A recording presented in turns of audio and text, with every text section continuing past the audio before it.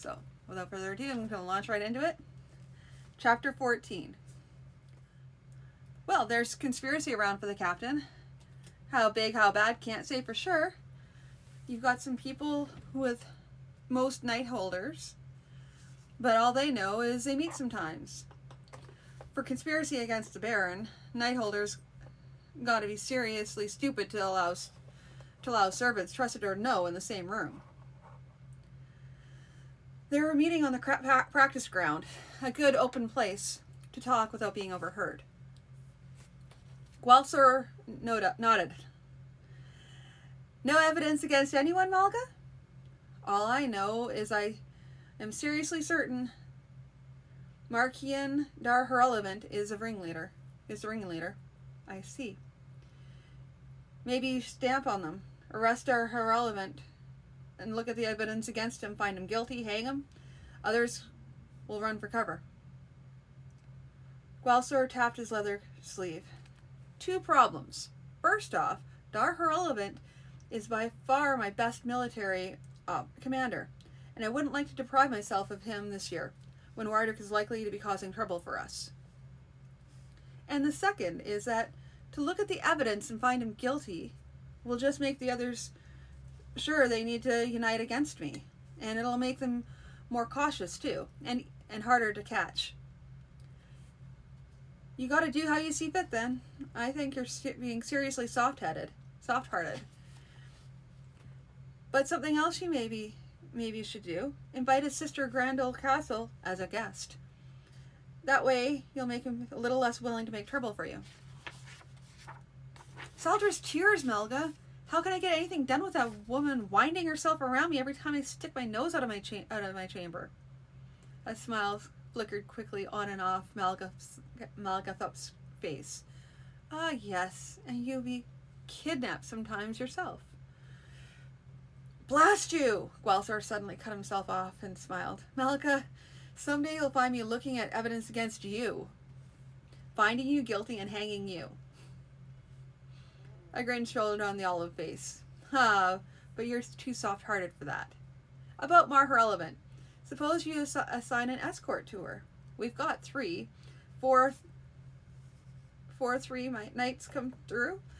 You can manage to find room and food for them. Take a good-looking, good-mannered one, give him a little extra money, and assign him a task. I see, said Gwalsor slowly. And he answers her demands to see me with various versions of, my Lord Baron is very busy these days, but will speak of you when he has an opportunity? Malgathup nodded. With some practice, you can maybe get to be a little bit devious like your wild Lafutta henchman. I shudder at the thought, said Gwalsor, but he was smiling. Yes, I'll have Ralno arrange an invitation. Make sure invitation leaves no room for refusal. Of course. That evening he talked to Brynjan about it. I won't always be able to avoid her, of course. I just wanted to be sure that... She laughed. You wanted to make sure that I didn't get jealous. Don't worry, I'm not so fearful of my status as all that. He grinned. So you think I'm securely under your spell, do you? She chuckled. You're here in my rooms almost as many nights as you're in your own. What do you think? Melga hasn't sniffed out any magic, so it must be a subtle sort of spell. Shall I demonstrate again? Perhaps you should. I might be able to see for myself where the magic lies in it this time. Somewhat later, she asked. Well, have you found where the spell lies then? He chuckled softly into her hair. I'm not certain, but I think the spell is one that Master Pemberland will never acquire. Will you go back to your chamber tonight? I think perhaps I ought to. Staying over a time or 2 is fine, but my guards deserve better than standing in the hall all night. And what if someone needs to find me in an emergency? And you really think they wouldn't know where to look? I imagine they would, he said with a chuckle. But just to observe the most of the proprieties, I ought to spend some time in my own chambers. He kissed her and left. What news, fourteenth? Gwalsor had been out inspecting some of his farms when the page had come riding up in some excitement to tell him that Marshal Fourteenth desired to speak with him regarding some very important matters. A peasant come stumbling out of the lesser moor about a week after Winterfest.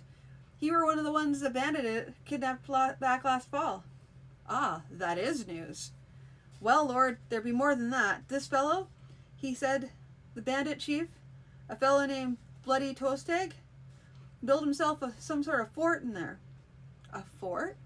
Wooden palisade, I presume? So 'twould seem, my lord, but they've shacked the sword out there, and the peasants were set to working to setting around a palisade around those huts. Once they were done, the peasants set to work patching up the huts. They were kept in a pen otherwise, and finally let to build shelters of a sort for themselves. And they're still being held through the winter? 'Twould seem so, my lord. This fellow who escaped, he'd heard they were planning to they were to be planting for the bandits in the spring. Planting? So he said, my lord. Walser rubbed at his leather sleeve. I don't like this at all, Fourteenth. It would seem that this Toasteg is setting himself up to become nigh self-sufficient in the swamp, with fortifications and all. So when we do come to haul him out of there, we'll have our work cut out for us. Sounds like it'd be a tough job already. Walser nodded. I think you're right. I also think it'll be some time before we want to go into the swamp after them. Very right. It'd be too much early in the year now, and in spring when the waters rise, the swamp be more impassable. We'll have to wait until high summer. Just so. Any other bad news? Well, the fellow says that they got men to watch and set ambushes on all the approaches. And to add to that, he said they have a magician in there with them. A magician? That's all was said, my lord. I see I'll have to make a trip to interview this escaped fellow myself. Would you arrange that, Fourteenth? Yes, my lord. The marshal was about to turn away when Gwalsor spoke again. Fourteenth, have you given any thought to marriage? After all, you are now a knight holder, and your lands and property, you need an heir to take your place after you. Father's boots, who'd have me, lord? Oh, I'm certain that somewhere there's a knight holder with a daughter or two and a desire to be connected to one of the prominent men of the barony. Fourteenth shook his head. Think that the woman would be suffering, lord. Most of the knights dislike me for being a muck-footed peasant, and a woman married to me would be having it 10 times worse. Give it a little while, lord. After a few seasons, I might be thinking again.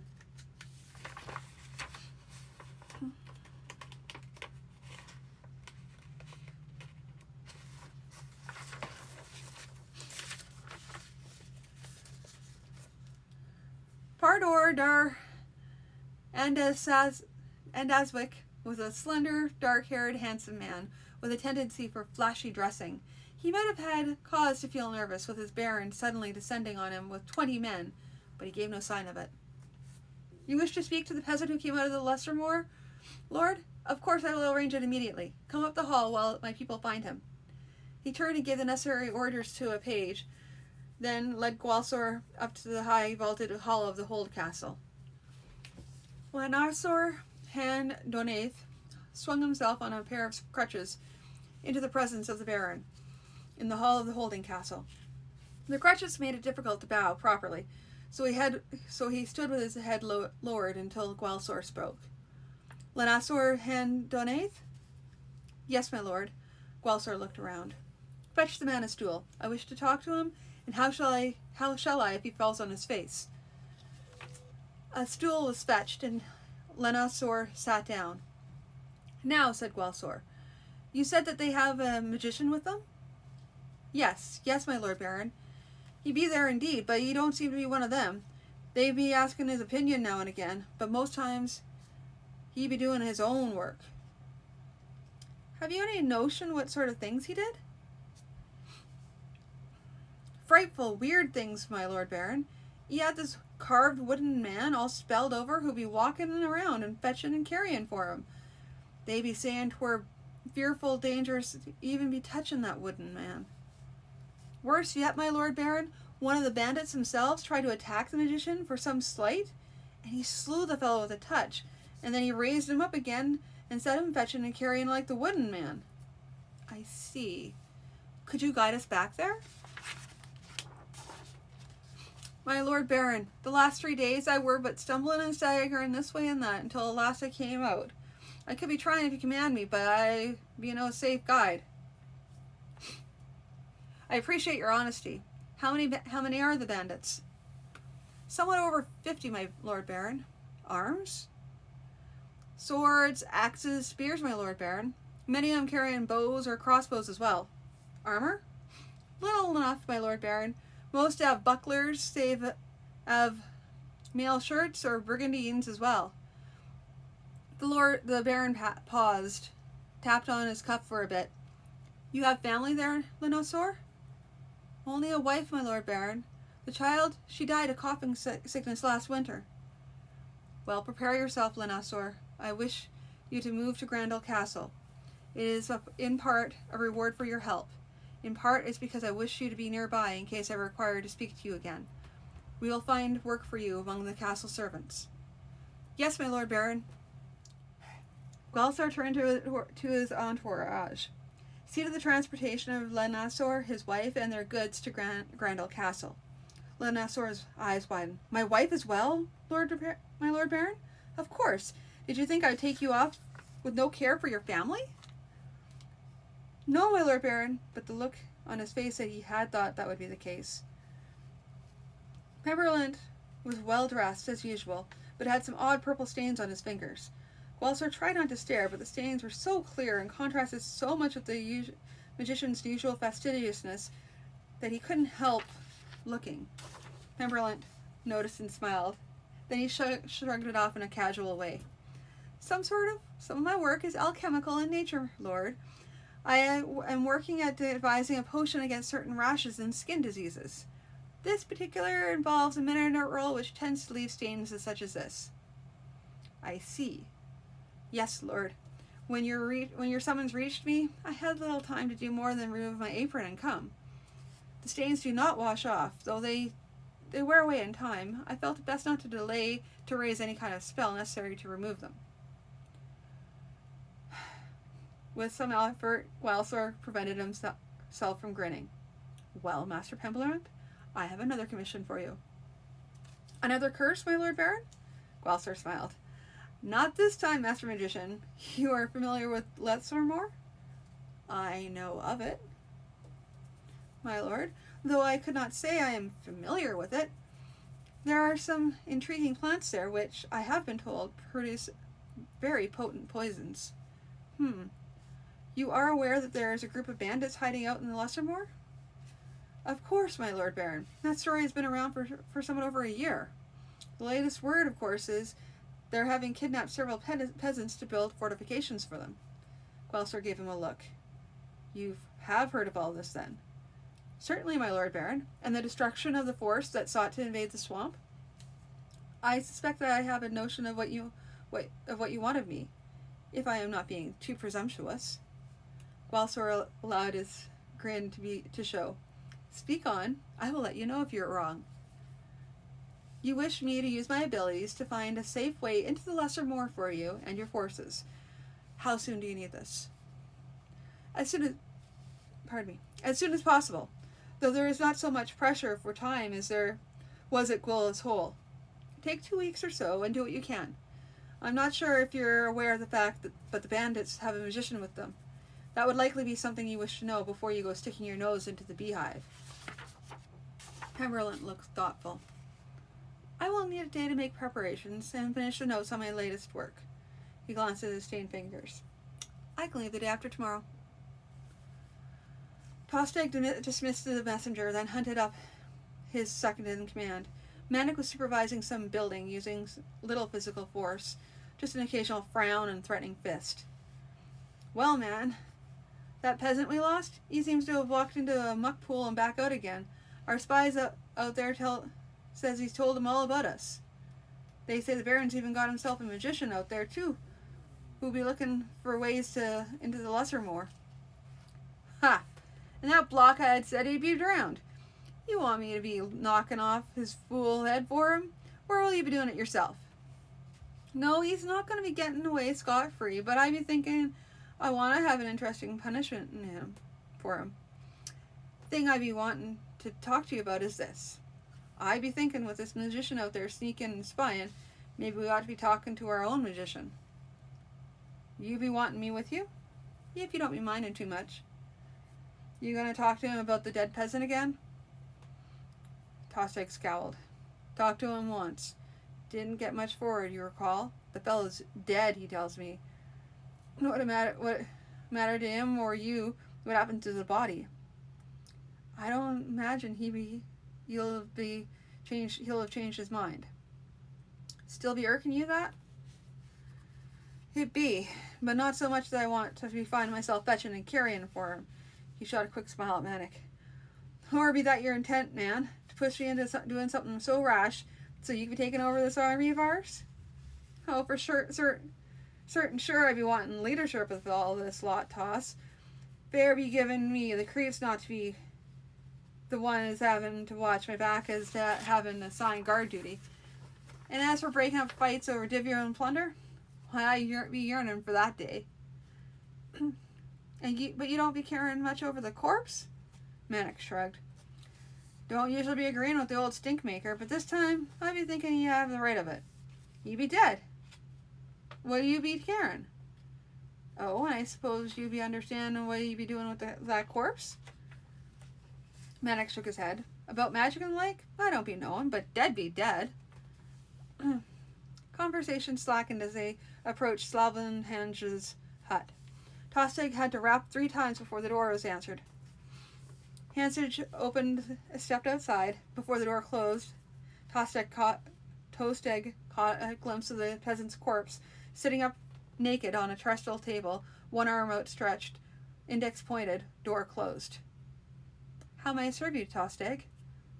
By burying that poor dead thing in there, Tostig thought.